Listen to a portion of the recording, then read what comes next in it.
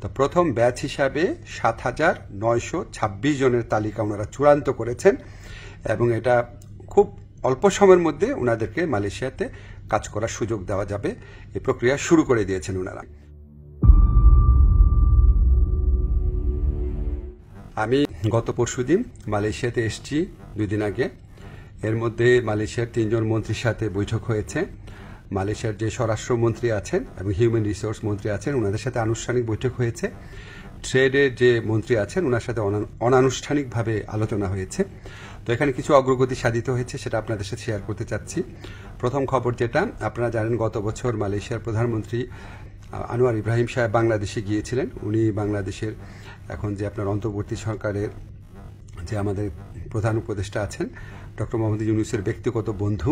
তো উনি তখন প্রতিশ্রুতি দিয়েছিলেন যে গত বছর যেই বাংলাদেশি শ্রমিকরা মালয়েশিয়াতে আসতে পারে নাই শেষ মুহূর্তে, তাদেরকে উনি মালয়েশিয়াতে আসার সুযোগ করে দিবেন। এটা নাম্বার ছিল 17,000-এর মতো। তো এটা ভিত্তিতে আমরা অনেক আলোচনা করেছি। তো তারা বলেছে তারা ব্যাচ ওয়াইজ নিবে। গত পরশুদিন মালয়েশিয়াতে এসেছি 2 দিন আগে। এর মধ্যে মালয়েশিয়ার 3 জন মন্ত্রীর সাথে বৈঠক হয়েছে। মালয়েশিয়ার যে স্বরাষ্ট্রমন্ত্রী আছেন এবং হিউম্যান রিসোর্স মন্ত্রী আছেন ওনাদের সাথে আনুষ্ঠানিক বৈঠক হয়েছে। ট্রেডের যে মন্ত্রী আছেন ওনার সাথে অনানুষ্ঠানিকভাবে আলোচনা হয়েছে। তো এখানে কিছু অগ্রগতি সাধিত হয়েছে, সেটা আপনাদের সাথে শেয়ার করতে চাচ্ছি।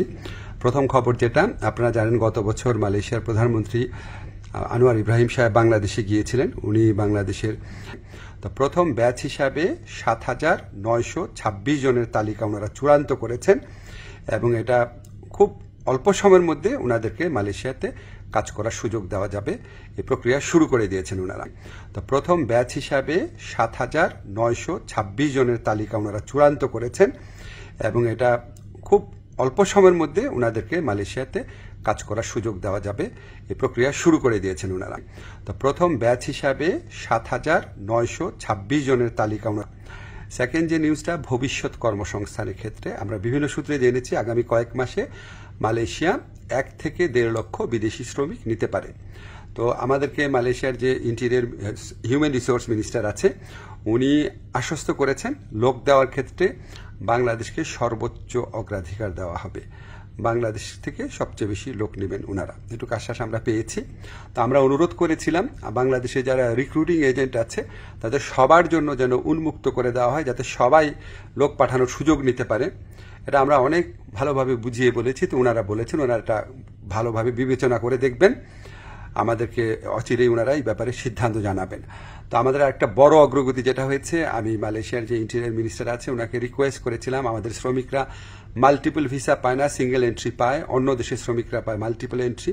তো এটা নিয়ে বেশ কিছুক্ষণ কথা হয়েছে। উনি আমাদেরকে শুধু প্রতিশ্রুতি দেন নাই, ওনার সাথে যারা কর্মকর্তারা ছিল তাদেরকে এই ব্যাপারে দ্রুত পদক্ষেপ নেওয়ার জন্য নির্দেশ দিয়েছেন।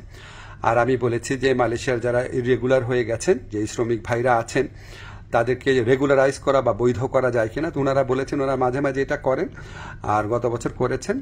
আর ওনারা বলেছেন যে যাদের পাসপোর্ট এক্সপায়ার্ড হয়ে যায়, ভিসা এক্সপায়ার্ড হয়ে যায়, তাদের ক্ষেত্রে এটা হয়তো করা সম্ভব হবে না। তখন আমি বলেছি দেখেন অনেক সময় আছে যে মালিকের গাফলতির কারণে বা মালিকের ত্রুটির কারণে এটা হয়, তো সেগুলি আলাদাভাবে বিবেচনা করা যায় কিনা ওনারা প্রতিশ্রুতি দিয়েছেন, ওনারা এটা বিবেচনা করে দেখবেন। এছাড়া আমরা আরও কিছু বিষয় নিয়ে আলোচনা করেছি, যেমন আমরা বলেছি যে এখানে যে আপনার সিকিউরিটি গার্ড আছে বা কেয়ার গিভার আছে বা নার্স আছে, বাংলাদেশ থেকে নেওয়া যায় নাকি, স্কিল্ড ওয়ার্কফোর্স নেওয়া যায় নাকি, ওনারা আগ্রহ দেখিয়েছেন। এ ব্যাপারে আমাদের আলোচনা অব্যাহত থাকবে।